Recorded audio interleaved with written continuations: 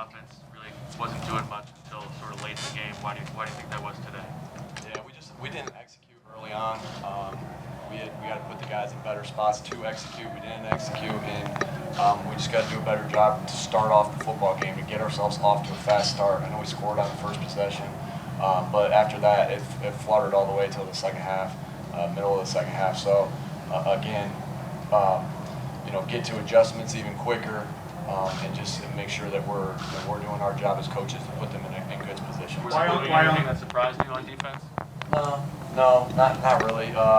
They played a little bit different coverage-wise, and then they played a couple different things against the zone read, which ended up getting us to those, which truly didn't happen until about the second quarter, which ended up getting us to some of those runs that we got to with Miles. Why only one running back carry for 25 plays?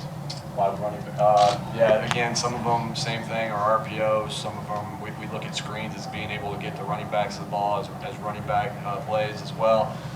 Again, just the way the flow was going, we weren't getting much on the first one. Again, and then the RPO, we weren't getting much on it either. But either way, I mean, it didn't work.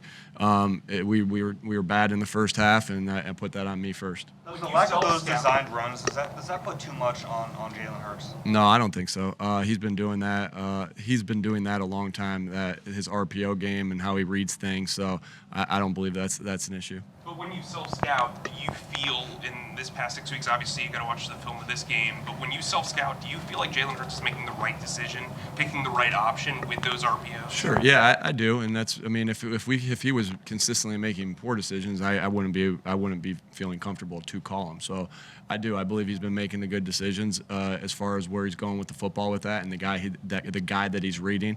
With RPOs, it's actually it's a little easier to read those than it is to read a drop back pass, right, or a play action pass, because you're reading one guy. So I have confidence in how he's reading those. This weekend we'll be able to evaluate and self scout our offense even more with the extra time, and we'll be doing that. But there's no doubt our offense needs to get better and to give our team a chance to win. Nick, the passing numbers weren't great from a perspective. Coming in, they were top run defense, worst pass defense. I know you got to look at the film, but did you have any feel for why it couldn't get going? Yeah, again, it always starts with us putting the guys in position to make plays. And so it starts with us as coaches first to put them in the right position, go to the right player with the football to try to get our guys going.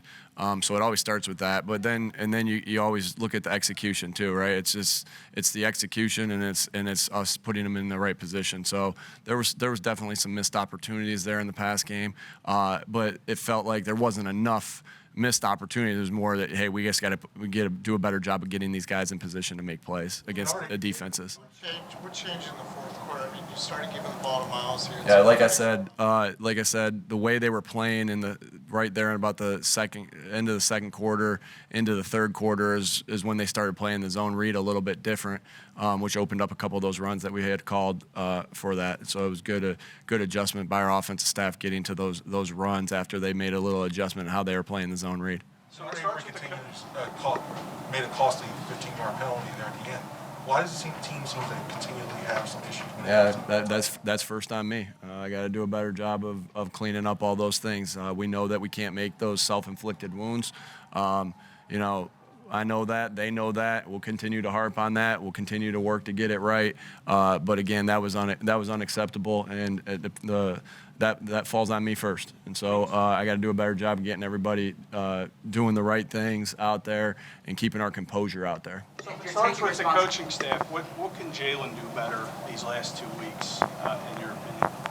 Yeah, again, there was a couple times where we had some pressures that he had to escape out of. Again, but it's the same thing. We just need to hone in on being able to make some throws in the pocket first, and then be able to escape. So we're always gonna be talking about that with Jalen, because that's where he's really good at, being able to escape and make plays like he did again today. He did a good job of escaping and making some plays. again, we're always going to be thinking about how do we get him to be the passer first, and then the secondary part of it to be the runner. And so that will always be a focus. And before I look at the tape, that's how I feel right now about that. I'm sorry, as a follow-up to that, besides putting players in a better position, what specifically needs to be done to sustain drives on offense? Yeah, you can't have self-inflicted wounds. You can't have negative plays. Anytime you look at anything with an offense of what we're always looking at, there's some things that really stall drives. It's sacks, it's negative plays, which is obviously sacks. It's penalties, right? It's drop passes, which we had a couple of those tonight.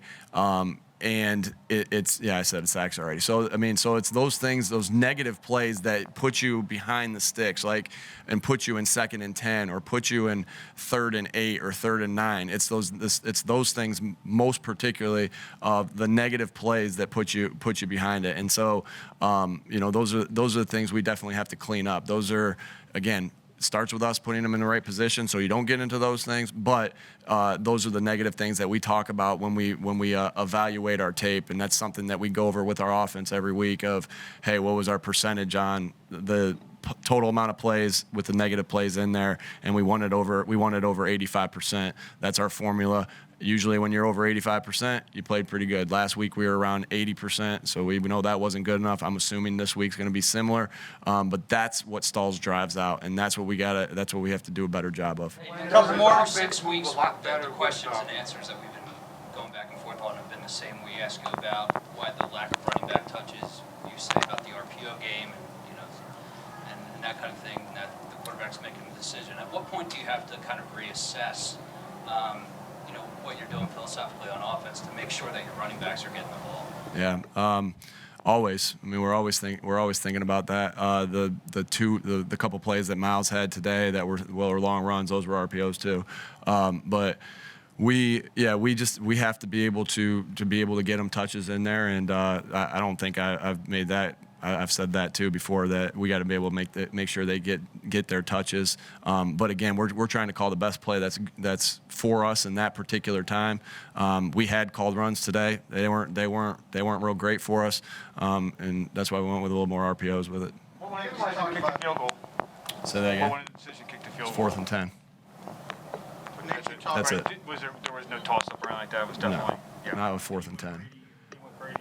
Yeah, not with 4th and 10. I felt good with that decision. It didn't work. When it goes right, that's fine. And when it doesn't, I own that too. And pardon me, I own that as well. And I own that we missed that. But that's what I decided to do. I thought it was the right decision, being 4th and 10. Last one, guys. That fine line a little bit with the unscripted stuff with Jalen, because that's one of his greatest assets of a player. Do you get the feeling that a little bit too much of the offense is unscripted and stuff you can't count on, foundational? Yeah, definitely. Again, that's what we're talking about with, we want to be able to make some plays in the pocket, and there's a couple, there's too many of those. We're trying to get it down from whatever percentage it is. We wanted to get into that 35-40% area of unscripted plays. I'm definitely thinking tonight we were higher than that, and that's got to change. Go ahead, I'm listening.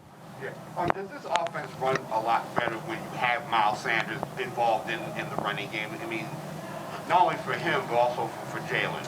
Yeah, definitely you want to be able to take things off the quarterback at times too. And again, sometimes it is with an RPO, sometimes with a called run, sometimes it's with a boot or a naked, sometimes it's with a screen.